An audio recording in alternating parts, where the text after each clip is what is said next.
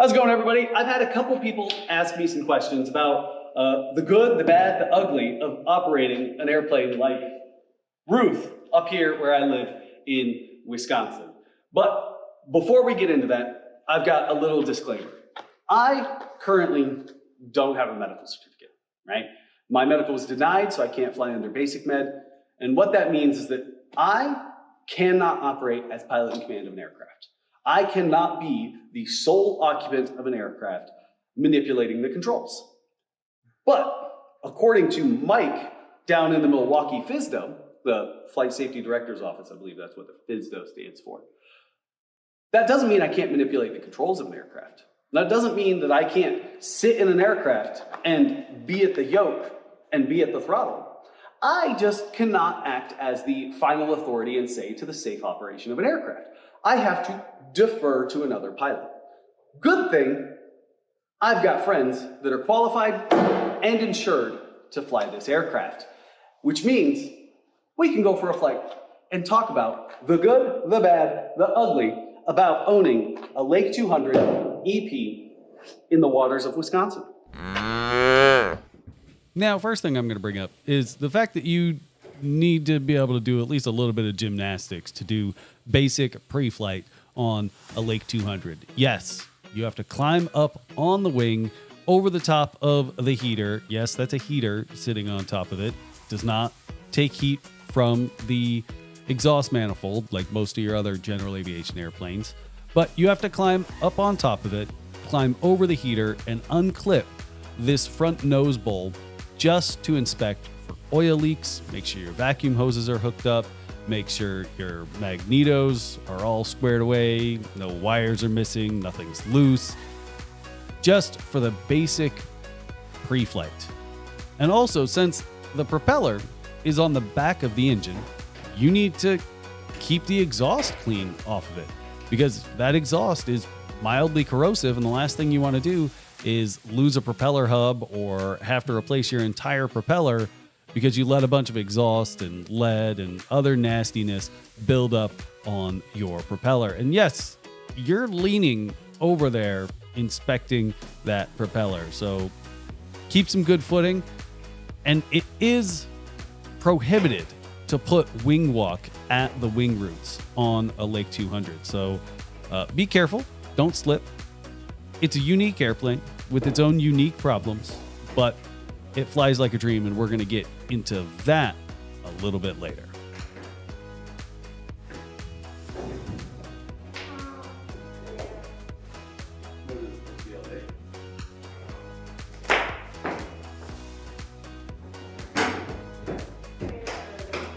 Next, let's talk about hangar space. This is a 40 by 40 hangar, and there's about 1 foot from each wingtip from making an impact on some hangar doors.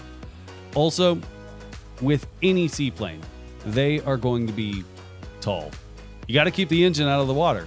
So the lakes, they're a little bit better than most amphibious things up on floats, but it still bonks its noggin on that weather stripping at the top of the hangar.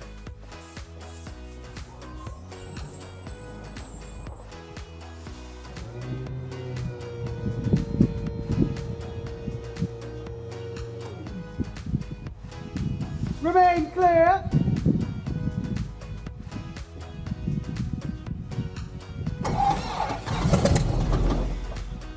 Don't judge me. I didn't get it started on the first try.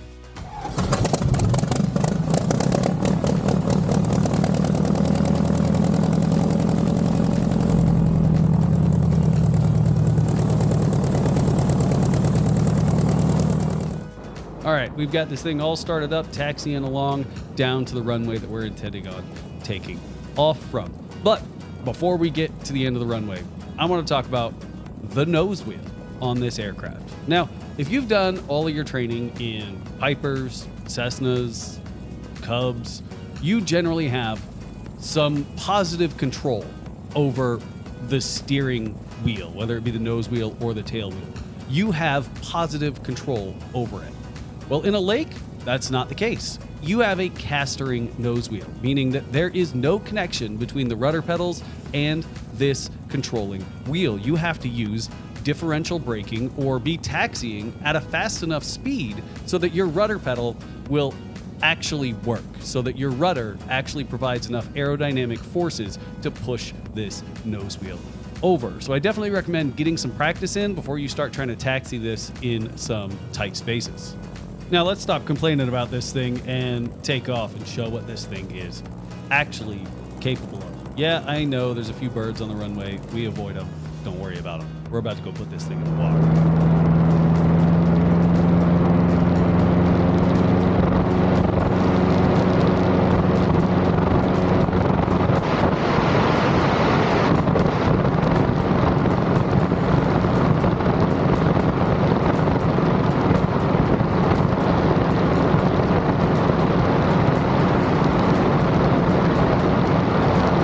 Before we go and touch the water, let's talk about go-arounds in this aircraft. As you can see, the engine is mounted a whole lot higher than any aircraft you've probably ever flown.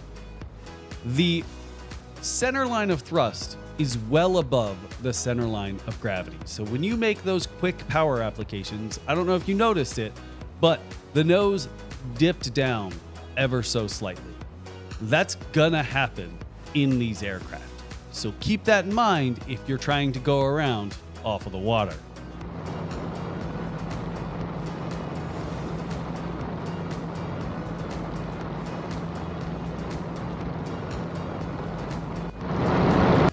Now, one of the big questions I keep getting asked in the comments of a lot of my videos is, how do I know what I'm about to do is legal? How do I know that putting my Lake 200 EP, one of 38 by the way, is legal to get put in the waters of Sturgeon Bay or any body of water for that matter? Well, the FAA doesn't really say much. They pretty much say keep your 500 feet away from vessels and people, etc., and keep your safe altitudes over congested or non-congested areas, and that's about it. Don't pull any Trent Palmers, don't try to land in anyone's backyard, just operate safely. But when it comes to what body of water is okay for a seaplane to land in, they leave it up to the states. And if the state doesn't have any specific guidelines about it, it's left up to the counties. If the county doesn't say anything, it's left up to the towns. If the town doesn't say anything, it's left up to the village. If the village doesn't say anything, it's left up to the HOA that might be around that specific body of water. For example, I live up in Door County, Wisconsin. I have called the county, I have called all the towns, cities, and villages throughout the entire county, and I have gotten clearance from somebody at some governmental office to operate in pretty much all of the waters of Door County, which is awesome because I can go up and down both sides of the peninsula without any concern of getting any kind of violation, ticket, getting my plane impounded. Yes, that's a possibility. I knew of a person who went and landed their seaplane in Minnesota, and they were just sitting on the beach having a picnic, and their plane got impounded because they don't allow seaplanes at that little village. There's nothing charted about it.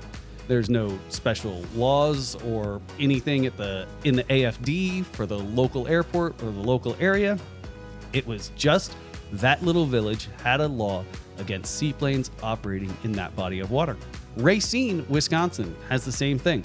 I can't land in Lake Michigan near Racine without some level of violation, getting a ticket, or possibly getting my aircraft impounded. Now, the Department of Natural Resources in Wisconsin does have a list, and the list is a little weird, vague. There are some bodies of water that specifically call out no seaplanes. There are some bodies of water that specifically call out no camping in seaplanes. But there's also bodies of water that don't allow motored boats or boats above a certain horsepower rating, but given that this isn't a boat, does it specifically fall under that regulation? And that's when you got to start calling that specific town, that village, that HOA on whether or not it's okay. And it's different for every state. Michigan, for example, has a law on the books with their Department of Natural Resources that calls out that they have to have a list of bodies of water that don't allow seaplanes, but the list doesn't exist because there are no bodies of water that don't allow seaplanes. But there's a law on the books that specifically says if there is going to be bodies of water that aren't allowed, there needs to be a publicly available list. So it gets you a little confused going, well, am I just not finding it? Is it hidden somewhere? What's going on? Did I not find it? Do I not know it? Am I going to get arrested? Is my plane going to get impounded? So make sure, call around. Talk to your local seaplane community. I know there's not a whole lot of these things left. I think there's only about 400 Lake Series aircraft still registered, not even necessarily in operation. They're a little expensive to keep up on, given that there's not a whole lot of AMPs that know a lot about them. And the maintenance manual is, well, vague at best. It says things like, if the hydraulic system is leaking, locate or isolate and locate the leak and repair the leak. Yeah, that's helpful. Now, I did write up a nice little pros and cons list about the Lake Series aircraft so that I'm not sitting here rambling on for the next half hour and we can wrap this video up. Obviously, the first pro for a seaplane, you can put it in the water more than once. I can't think of anything that's not designated as a seaplane that you can put in the water more than once. Handling on the water. Now, I've never flown anything on floats. When it comes to seaplanes, I have only ever flown flying boats, so I could be wrong about this. But from what I have heard, flying boats handle on the water so much better than something on floats. I can get this thing up to 30, 40 miles an hour and just carve this thing around the water like a dang jet ski. And it is an absolute blast. Price for useful load. If you were to try and get an aircraft that had the same useful load, same range, amphibious, you'd be looking at like a Cessna 206 up on amphibious floats. And that'd be around $300,000, $400,000. I picked up my Lake 200 EP for 95 grand. You can't really beat that. This thing, you can take it or leave it as a pro or a con. It turns heads. Anytime I try to go fishing out of this thing, I have to give up because I've got yachts, I've got jet skis, I've got pontoons, all trying to harass me, trying to figure out what it is, how much did it cost, can I go for a ride in it, are you selling it? And I end up having to just reel in my bobber and call it a day and not ever catch a dang thing. So if you want attention, go get a lake. If you don't want attention, don't get a lake. Now, the EP, this one, the extended performance model, the one that I have, it cruises a little bit faster than the normal Lake 200s, and it cruises a pretty decent amount faster than like the Lake 180s. It doesn't have certain limitations that the Lake 200s and the Lake 180s have, and it's got some better cowling. It doesn't cool as easily, but you got a decent cruise speed. It cruises about 110 to 115. Now, there is obviously a limited number of these. As I said, there's only about 400 left in operation or at least registered. I get letters in the mail. I get people approaching me at airports asking to buy this thing off of me without ever wanting a maintenance log. They're interested in it just from seeing it. Now let's get into the list of cons. Maintenance manuals. As I already said, the maintenance manuals on these things are rough. They're not digitized. A lot of the expanded parts diagrams are hand drawn back from the 70s, 80s. So don't expect some nice fancy expanded parts diagram or maintenance log or job cards like you would expect in any modern aircraft. They don't exist. There's very few qualified mechanics. The first annual I had to get on this thing, I had to fly from around the Green Bay area in Wisconsin all the way to Minneapolis to find a mechanic to do the annual on it. Now, I've talked to my local mechanic. We've worked on it a bunch together. He's comfortable doing the annuals on it now, but there's a limited number of mechanics that are comfortable working on such a uncommon or unique aircraft. There's not a whole lot of instructors for them either. Me and my wife are technically two of about 20-ish instructors that are qualified to teach in these.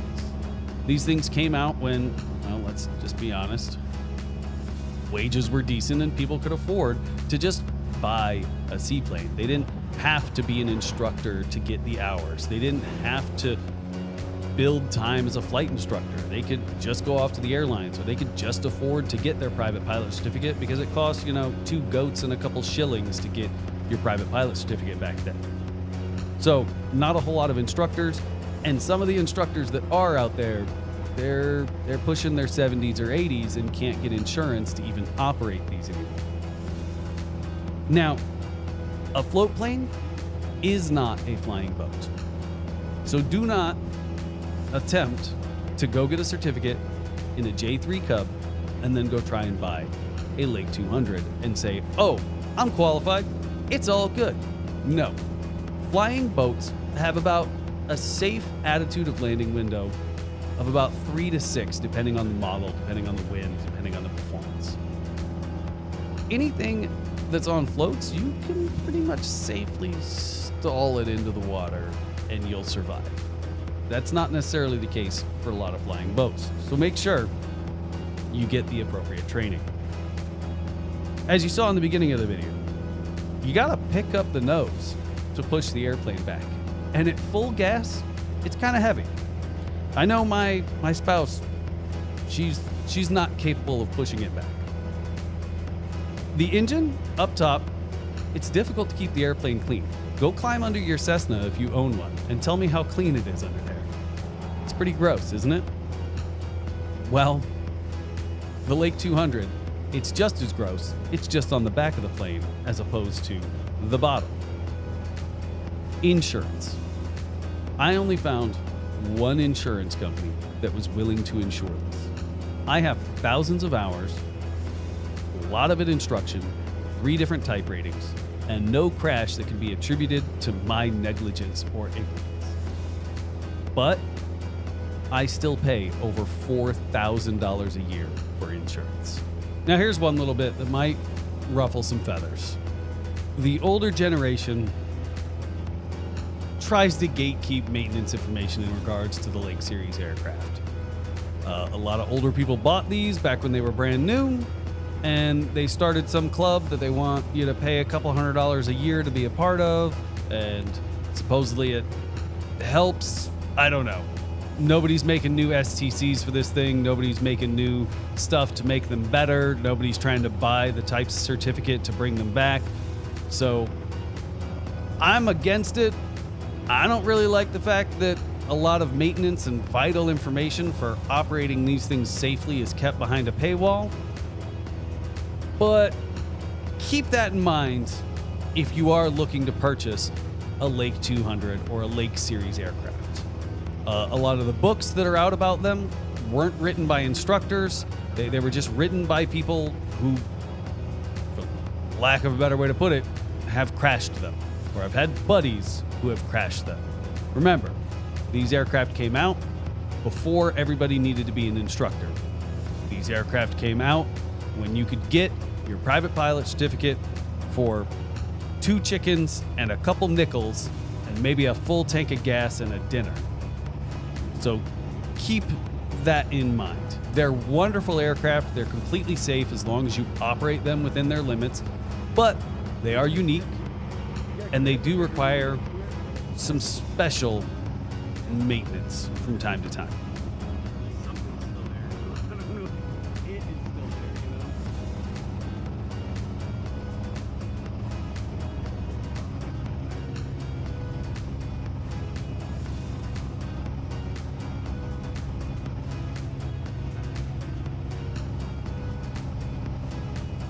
Now, the trailing link gear in this aircraft are supposed to make every landing as smooth as possible. The spring steel gear on Cessnas, they're just springs. They're just steel that are supposed to absorb the impact of landing. The struts on like a Mooney, they're just some rubber discs that compress when the wheels hit the ground. Now, just because they're supposed to make every landing nice and soft and squishy, it still requires some skill that apparently I was lacking on this landing. Oh, not one.